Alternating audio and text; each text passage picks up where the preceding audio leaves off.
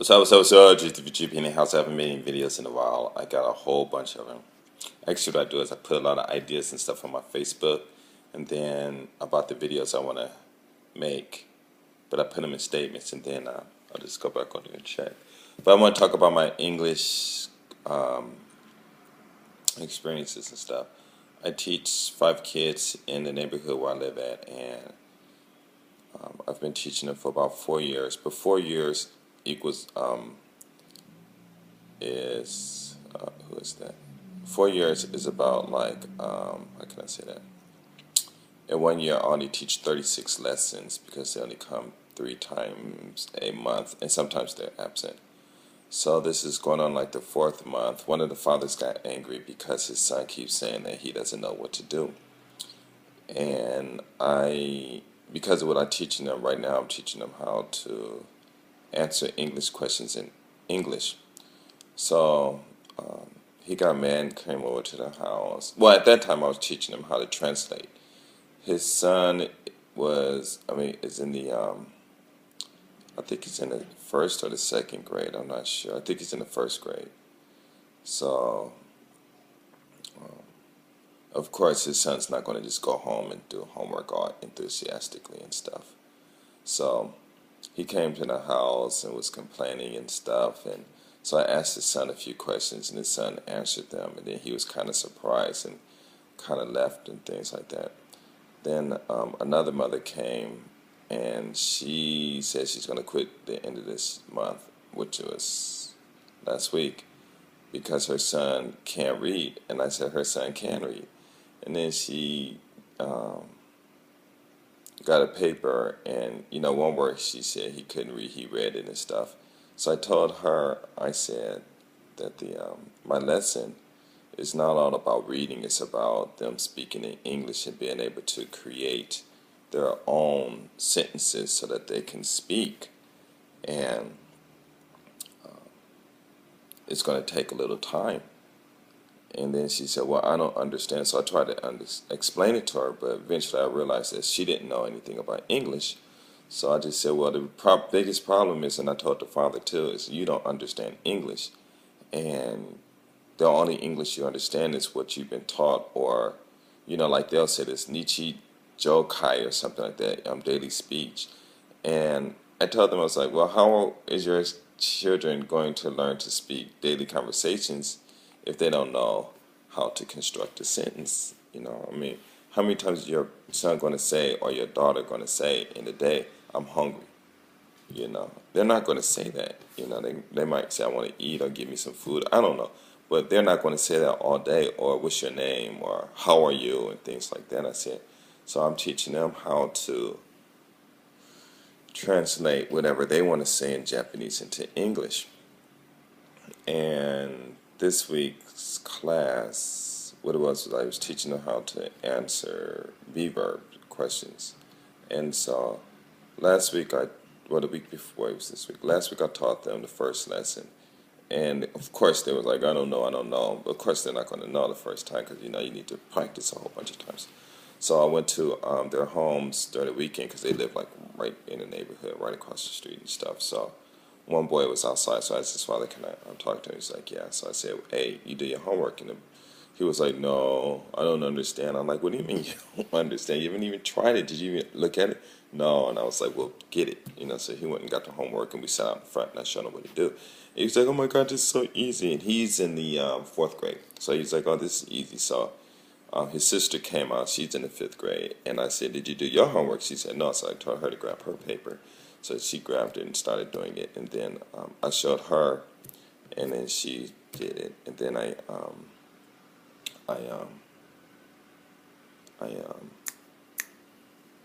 the mother who was upset, I saw her son outside. So I told him, the father was out. His father, I guess he don't really talk, not because of anything, it's just maybe because of my Japanese. Because every time I say hi, he would just... But recently, maybe a couple of months ago, he started saying hi and stuff, so I don't know if he's shy or not. It was funny, though. It's always funny. And then, so me and him was outside, and I was showing him what to do. He was like, oh, okay, now I understand. But what's interesting is this kids do their homework, and they'll get the question like, what? No, where's the car? So I made an interesting picture, and I would say the car is. I'll do a picture of a car on a tree. So the car is on a tree. So I labeled everything, car, tree, on. Where's the car? And so I asked them, well, do you know what this means? And they're like, no, or something like that. And I'm like, well, why don't you know what it means? I tell you guys to read every day. And he said, well, I don't know. And I'm like, well, if you don't know, I said, if you don't know, then what do you do? And they all say, use a dictionary. And I said, well, then get your dictionaries. So they start getting a dictionary. But I tell them because it takes someone too long to look it up. So I wrote on top what it meant in Japanese, and then I told them to label all the other things. And the reason, like a lot of teachers out here probably against that, but I let them do it, for the ease. I mean, it's like when you're looking up a word in English and you don't know what it is, no one's going to sit there and try to guess it by content, because there are some words that no matter what the content is, if you don't look it up, you will not figure out what that word is, period. And I mean, I'm talking about just dental, medical terms or legal terms and things. You're not going to guess those words by content. So I don't know why these teachers don't come out here, doing that. I mean, if you're going to teach English, make it simple, right? So they did it and stuff. And so then I said, okay, well, where's the car? And they'll say, like, kino ue. And I'm like, well, what is that supposed to mean? And they said, and they said in Japanese, it's on the tree. And I'm like, well, I don't know what you're saying. Tell me in English. And they're like, oh. So they write it, and then I'm saying, okay. And then I say, okay, well, how do you do this? And they're like, oh, okay, now I understand. And, but what was interesting, though, is all of them, a lot of the students, what they would do was they would say, where's the tree? And they would say, where's the car, for instance? And they would say, the car is, and then they would put where next. And I would laugh because it's not correct, but it's interesting because they all do the same thing. And I'm thinking, like, why isn't 2 plus 2, adding up to, 4 for these kids, because they understand everything, but why are they just saying the car is where, But to me, it's good because it's okay, because my main thing is I want them to get the subject and the verb right. As long as they get the subject and the verb right, then I'm fine. Now, if they put the car run or some other crazy word, or the car, the tree on something, then I would be like, oh my God. So now I say, well, where's where? They say on the tree, and I'm like, well, then you got to put that in here. And then like, oh, okay. And then, of course, they check the nouns and stuff, because all my students know how, the ones at the upper levels, they all know how to use a and the, when to use them, when not to use them. And, but it was just funny. So the last class at that lady's house, who's quit this year, the last class was at their house. And so I was asking her son a bunch of questions, everyone a bunch of questions. They come up to the board and put the right answers and stuff. And I said, is it easy? I said in Japanese, and they, yes, it's easy, very easy. And I said, okay, please do your homework. So I gave them a whole bunch of homework assignments. And they're like, okay. And they did it. So it was cool, And then the father, I went outside. He was like, he wanted to use his, I gave them all like 12 lessons for free. Well, not for free, but some of them they had, like a few years ago, were absent and stuff. So those plus some extra service, lessons and stuff. And he said, well, I want to use mine. I said, okay, but if you use it, you can't use it with the class. And he was like, why? And I was like, because I want to teach your son man to man, so that when I finish those 12 lessons, then your child will understand what to do, and he will understand English and be able to do this stuff on his own. If you do it in a whole class with everyone else, he's always talking. 2 of the boys are always talking, but one of them that talks, he understands, so he kind of like can talk and comprehend at the same time. But the younger guy, the man's son, he can't do that.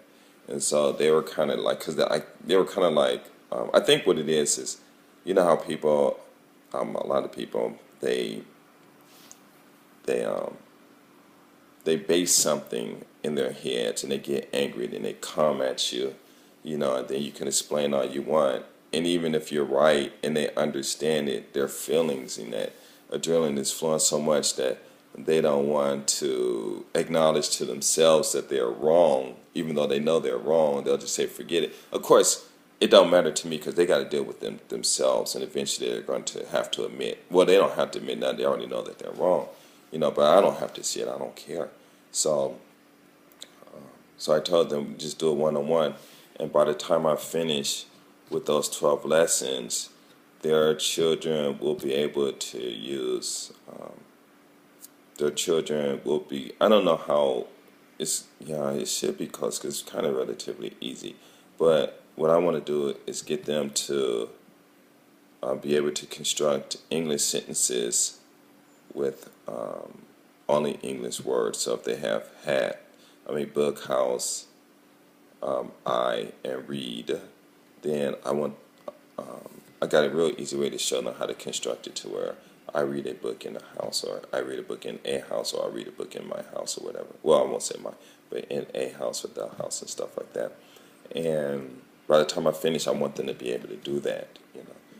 And but what I think it is and see what it is I told them, I said, listen, I know what I'm doing, and you don't understand. So reason you guys, I'm going to do a one-on-one is so that when I finish,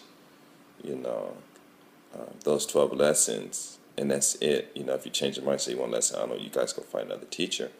But I said, that's it. But when I finish these lessons, I want it'll be very clear to you that your child understands English and that they know what they're doing. And that's why I'm going to teach them all individually those 12 lessons and stuff. And they are like, because one thing is that I'm trying to be as professional as I can, so they give me an opportunity to complete a job within a short frame of time, then I can adjust, because it's really easy to adjust to a lot of stuff. And especially if you got 1 hour, one kid, I could show them a lot of stuff. And when I finish, I want to finish where I've completed my job and they won't have anything else to say about my lesson or anything, And then, of course, if they, I'm sure they'll probably go to other English classes and stuff, and maybe if they're paying attention, they'll understand the difference in a teaching level and stuff like that, teaching levels and stuff. But a lot of parents out here, they want, basically, I don't even know what these parents want, to tell you the truth. You would think they want them to speak English, but I think a lot of them are probably more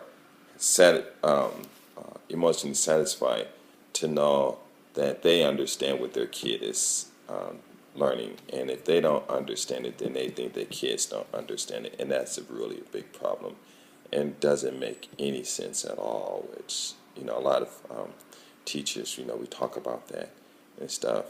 And as long as you teach in Head and Shoulders and ABCs and phonics for 20 years, then you have parents are happy. It's like, I don't know. But I did have one student, though. She, one of the brightest students, she took a test. In her high school, 10th graders, they took like a TOEIC, some test or something, and she got the highest grade, I think, I forgot what it was, but she got the highest grade in the whole. I think she got like either 90-something or 80-something. I forget exactly what it was. And then she took this other test, which I already mentioned. They had to register for the test, and 500 students took it, and she came in second. So it was pretty cool. But anyway, I said I'm out. Peace.